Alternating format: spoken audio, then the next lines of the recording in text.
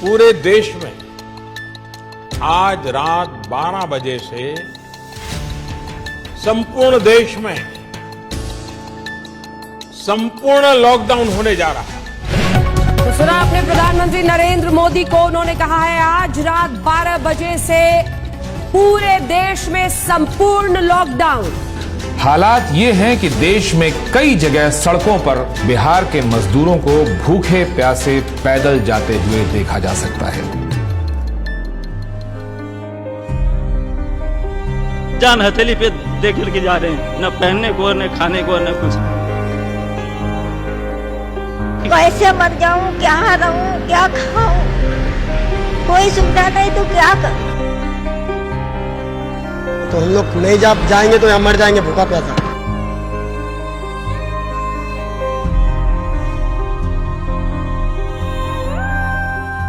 मेरे हस्बैंड खत्म हो गए, मेरा बाबू चला गया हमको छोड़ के। कोरोना से जंग में भी देखिए बिहार अस्पताल खुद बीमार है, अस्पतालों के हालात बता रहे हैं कि मरीज भर्ती हो जाएं तो वो भगवान भरोसे ही घर वापस हो पाएंगे। पटना के अस्पतालों में ऑक्सीजन की कमी है, अस्पतालों ने मरीजों को लेना बंद कर दिया है।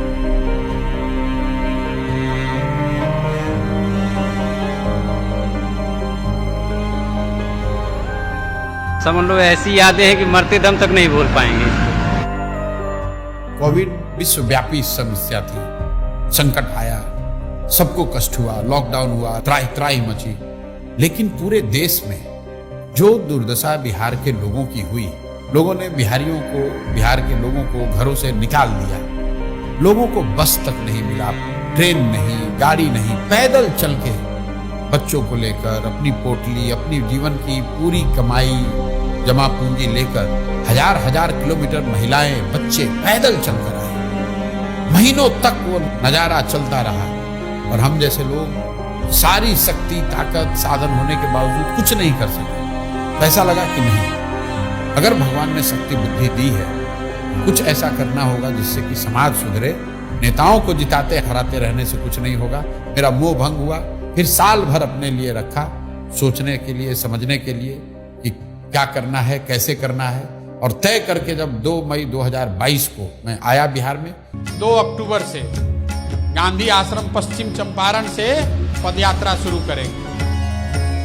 हर गांव, हर शहर, हर गली, हर मोहल्ले, हर पंचायत में पहुंचने के लिए पूरे बिहार में एक बार जाने का प्रयास करेंगे। जन सुराज क्या है? ये समाज की मदद से एक नई राजनीतिक व्यवस्था बनाने का प्रयास है। लहरा दो, सरकशी का परचम लहरा दो, गर्दिश में फिर अपनी सरजमी का परचम लहरा दो। पूरे बिहार में 3 बरस पैदल चल के आपके गांव समाज को मत कर आपके बीच से ऐसे आदमी को चुन कर निकालेंगे जिसके पीछे अपना पूरा पैसा, शक्ति, ताकत, बुद्धि सब लगाएंगे और आपके आशीर्वाद से उसको जिता कर लाएंगे। वोट चाहे जिसको भी दो, एक बार वोट अपने बच्चों के लिए।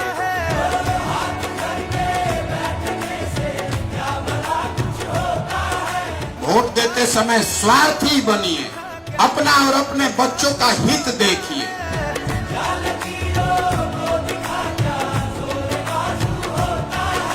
जन सुराज पदयात्रा किसी और पदयात्रा से बेहद अलग है। इसका लक्ष्य सुर्खियां बटोरना नहीं, लोगों के बीच जाना था। उन लोगों की समस्याएं, उनका दुख समझना था जो आजादी के 7 दशक बाद भी मुख्य धारा में नहीं पहुंच पाए। प्रशांत किशोर उस बिहार को ढूंढने निकले थे जो विकास की दौड़ में इतना पीछे छूट गया था कि वहां उम्मीद की कोई किरण तक नहीं पहुंचती थी, जिसे देश के सभी नेताओं और दलों ने न सुधर पाने वाला राज्य मान लिया था। जन सुराज पदयात्रा का कोई समय निर्धारित नहीं है। जब तक एक पंचायत की सभी समस्याओं का पता न चले, अलग अलग समाज और वर्गों के लोगों की मुश्किलों का पता न चले, तब तक प्रशांत किशोर उसी पंचायत में रहते। बिहार में यह पहली बार हो रहा था कि कोई व्यक्ति पायदान में खड़े आखिरी शख्स तक पहुंच रहा था, उससे बात कर रहा था।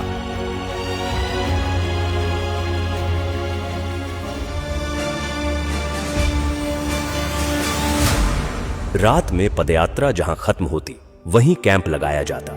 इस कैंप में प्रशांत किशोर 200 से 250 पदयात्रियों के साथ रुकते। न सोने की सही जगह थी, न पीने का साफ पानी। कैंप में सुविधाओं का अभाव था, लेकिन बिहार में बदलाव लाने के हौसले के आगे ये तकलीफें असर नहीं करती थी। सुबह होते ही कैंप में गांव वालों का आना शुरू हो जाता। प्रशांत किशोर उनसे मिलते और उनकी समस्याओं पर बात करते।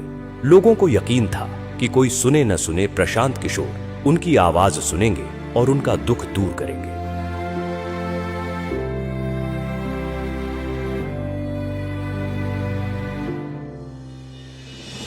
पदयात्रा हर वक्त चुनौतियों से भरी हुई थी। हर पल एक इम्तिहान था। कई सड़कें ऐसी थीं जहां सिर्फ पत्थर नजर आते थे।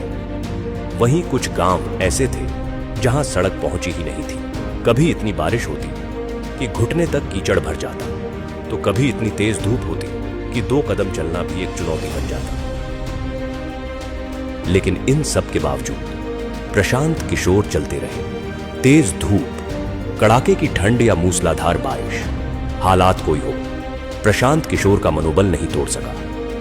हर दिन प्रशांत किशोर 20 से 25 किलोमीटर पैदल चलते, लोगों से मिलते, छोटे छोटे समूहों में लोगों से बात करते। जो पदयात्रा महज कुछ लोगों के साथ शुरू हुई थी, अब उसमें लोग दूर दूर से आकर जुड़ने लगे। प्रशांत की आवाज पूरे बिहार में गूंजने लगी। वो जहां जाते, लोग उनकी बात सुनने के लिए इकट्ठा हो जाते। जिस मुखिया को, विधायक को जात और धर्म के नाम पर 500 रुपया और मुर्गा भात के लालच में आप वोट देते हैं, वही आदमी जब जीत कर आता है, आपके हलक में उंगली डाल के 5,000 10,000 रुपया निकालता है और आप बाप बाप चिल्लाते हैं कि भैया बड़ा भ्रष्टाचार।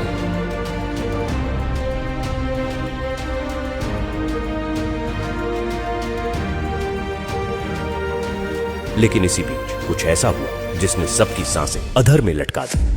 लगातार खराब रास्तों पर रोजाना 20 से 25 किलोमीटर चलने की वजह से प्रशांत किशोर की कुछ मांसपेशियां फट गईं।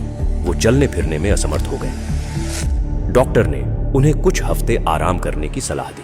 समस्तीपुर में जब एंट्री हो रही थी, वैशाली से हम लोग समस्तीपुर की तरफ बढ़ रहे थे, तो शाम के बाद अचानक से हमारी नजर जब प्रशांत किशोर पे पड़ी तो उनके पैरों में बहुत तकलीफ थी। मतलब वो जूझ रहे थे उस तकलीफ से, उनसे चला नहीं जा रहा था।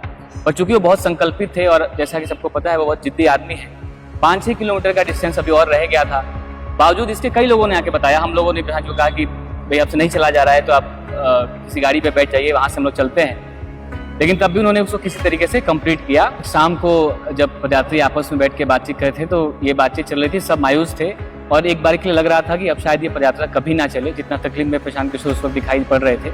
लेकिन महज कुछ दिनों के बाद ही उतने ही उत्साह के साथ उसी मोरवा ब्लॉक के लरुआ गांव से पदयात्रा फिर से शुरू होती है। तो वहाँ महिलाएं उनको आशीर्वाद देने के लिए लगातार आए हैं। सबकी आंखों में आंसू है, इमोशनल है। जैसे ही पदयात्रा चलती है, कई लोग उनको गले लगा लेते हैं, कई महिलाएं उनके सर पे हाथ रख देती हैं उनको आशीर्वाद देने के लिए।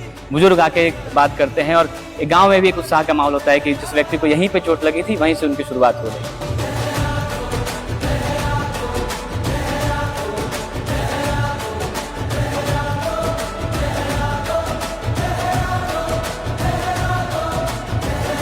कई लोग हमको कहते हैं भैया बड़ा कठिन काम ले लिए। मेरे घर वाले, मेरे दोस्त मित्र, जानने वाले, सहयोगी सब यही कहते हैं ये तो बहुत कठिन काम आपने ले लिया है। मैं कहता हूं भाई कठिन है इसलिए मुझे करना है, कोई दूसरा नहीं हिम्मत करेगा इसलिए मुझे करना है।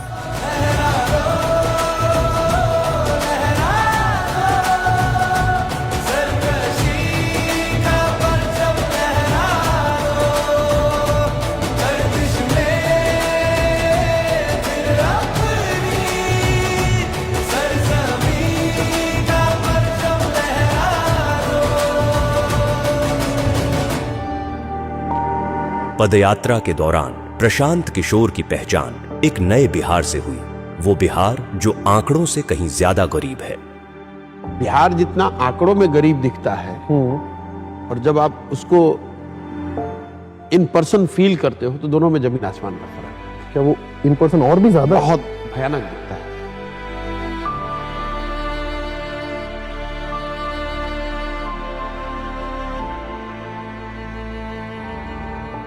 जब आप उसको विजुअली देखते हैं, इंटरैक्ट करते हैं, तो कभी कभी वो मतलब घबराहट सी होती है, इतनी मतलब है घबराहट होती है, यार ये कैसे सुधरेगा, कितना पीछे छूट गए हम लोग। क्वाइट कॉमन, आप किसी भी सभा में आप बैठते हैं तो 5-10 ऐसी बूढ़ी महिलाएं आपको मिल जाएंगी, बुजुर्ग मिल जाएंगे जो कहेंगे कि हमारे पास कुछ नहीं है, 400 रुपये पेंशन मिलता है, वो भी नहीं आ रहा है, बच्चों ने मुझे निकाल दिया है, मेरे पास घर नहीं है। वो घबराहट होती है मुझे, घंटों में सोचता हूं कि यार कैसे वो मैनेज कैसे करते हैं 400 रुपए में।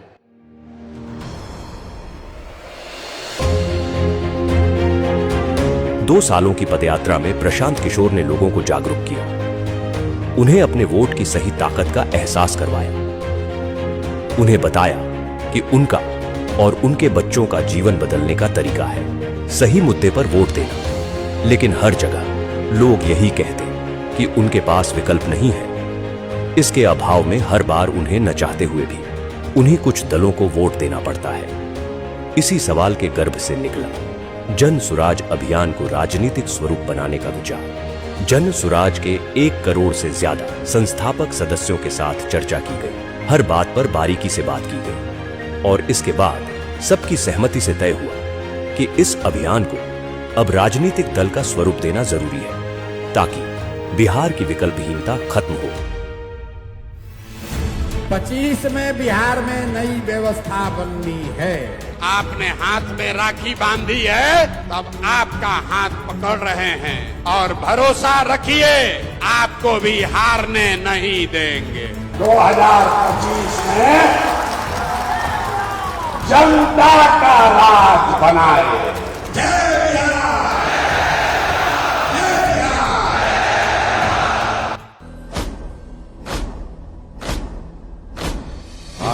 है प्रचंड बोल मस्तकों के झुंड, आज जंग की घड़ी की तुम हार दो।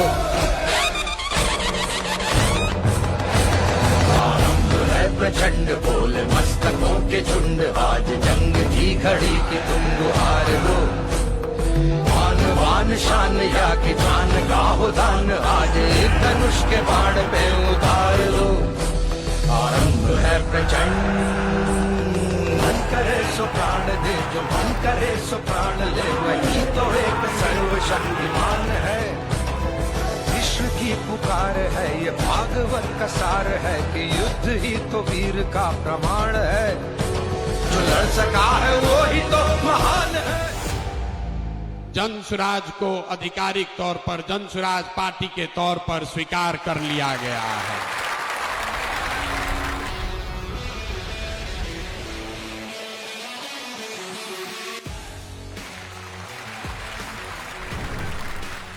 जन सुराज बिहार के युवाओं की जिद है कि जिस बिहार को इस देश के बड़े बड़े दल और नेताओं ने न सुधर पाने वाला राज्य, जातियों में बटा हुआ राज्य मानकर इसके हाल पर छोड़ दिया है, उसको सुधारने का जिम्मा यहाँ के युवाओं ने उठाया है। ये हमारी जिद है। जन सुराज बिहार के युवाओं का संकल्प है कि अगले 10 बरस में देश का सबसे गरीब और पिछड़ा राज्य बिहार, इसको देश के 10 सबसे अग्रणी राज्यों में शामिल कराकर ही दम लिया जाएगा। तो जन सुराज जिद है युवाओं का, जन सुराज हमारा संकल्प है, जन सुराज एक नई व्यवस्था है। लेकिन सबसे बढ़कर ये जन सुराज का सपना है।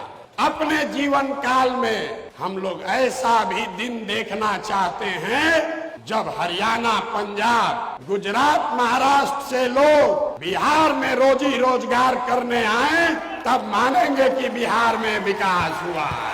होना चाहिए कि नहीं होना चाहिए? होना चाहिए कि नहीं होना चाहिए?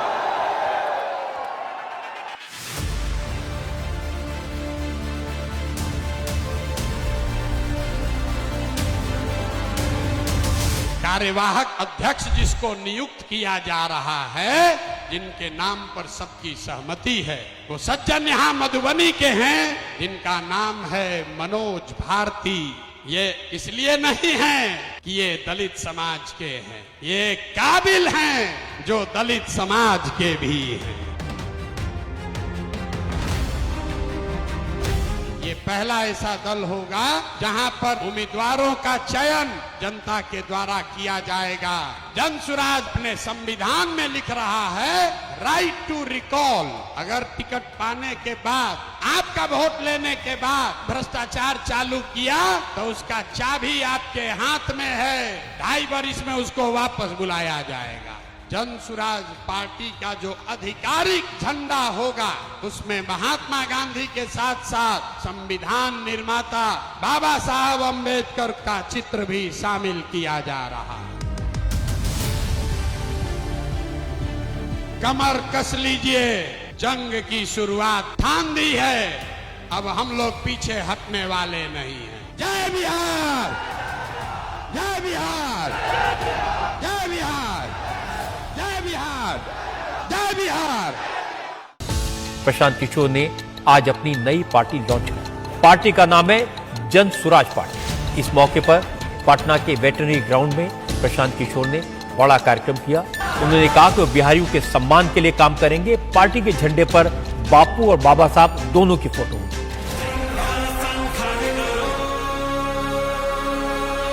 मैं यहाँ से यात्रा पर निकलूंगा और आपके घर, आपके गांव आऊंगा, ये हमको रोक नहीं सकते हैं।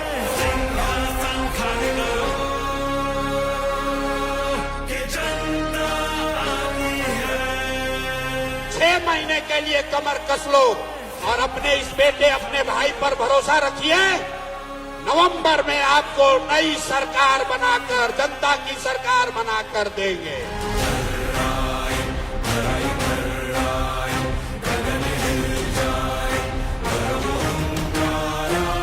आप हमारे साथ आइए, हमारे साथ आइए और पूरे देश के राजनीति का निडिल घुमाकर अगर बिहार के ओर न कर दिए तो आपका बेटा नहीं।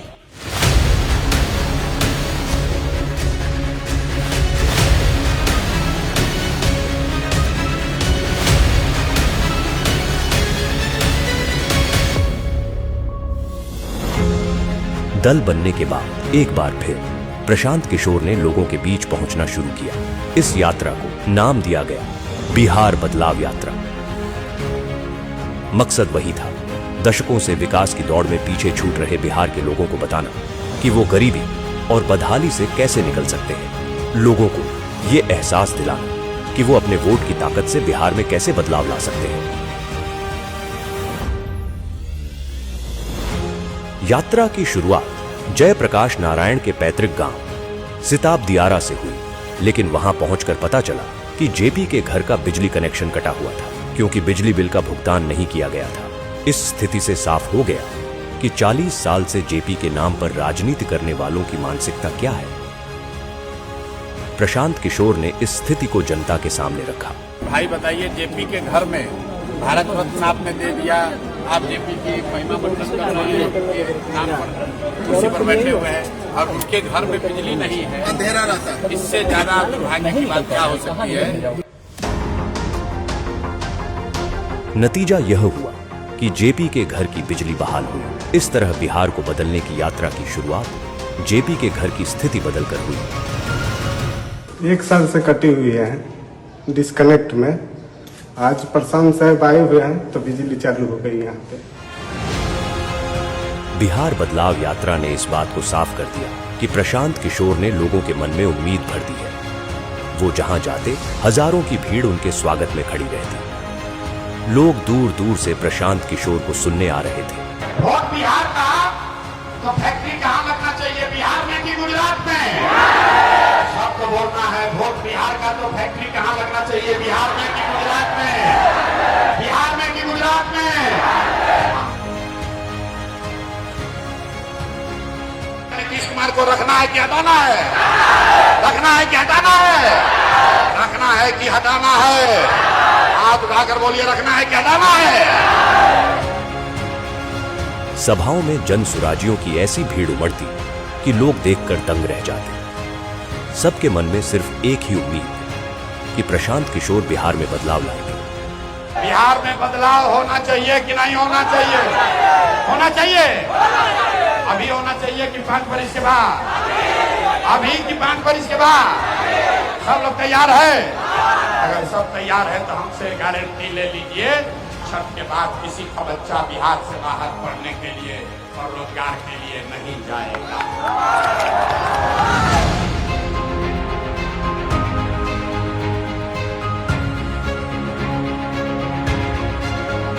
प्रशांत किशोर ने बिहार में इन 3 सालों में जो करके दिखाया है, उसने बिहार की राजनीति की दशा और दिशा दोनों बदल दी है।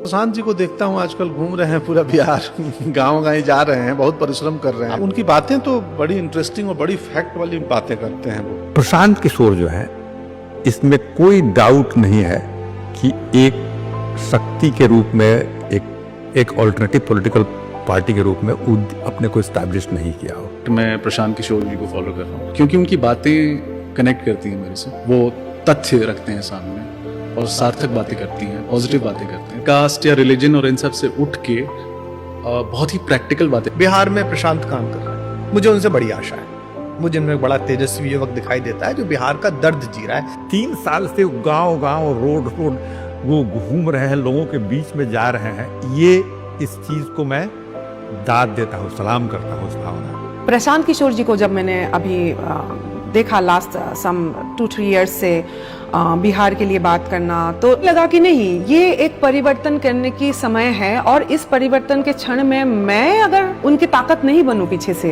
तो फिर मैंने क्या किया? फिर मैं समझती हूँ कि ये भी एक मोमेंट है कि बिहार की जो परिवर्तन की बात है, सपोर्ट करने की जरूरत है उनको। भारत की जो राजनीति है, उसमें प्रशांत किशोर जैसे लोगों का बोलबाला होना ही चाहिए। प्रशांत किशोर तो बहुत बढ़िया आदमी, राजनीतिक सूझबूझ तो उनके अंदर सबकी है। अब तो हवाएं ही करेंगी रोशनी का फैसला, जिस दिए में जान होगी वो दिया रह जाएगा। वो आदमी गांव-गांव में जाकर के अब ऐसी स्थिति वो क्रिएट कर दिया है कि चर्चा हो रहा है उसका। कांधों लगा रहना और जाना, हर लोगों के गांव में बिना सिक्योरिटी के चलना, उतना हिम्मत के साथ चलना, मैं देख रहा हूँ एज ए जर्नलिस्ट। तो उस आदमी को सैल्यूट के सिवा हम कुछ नहीं कर सकते।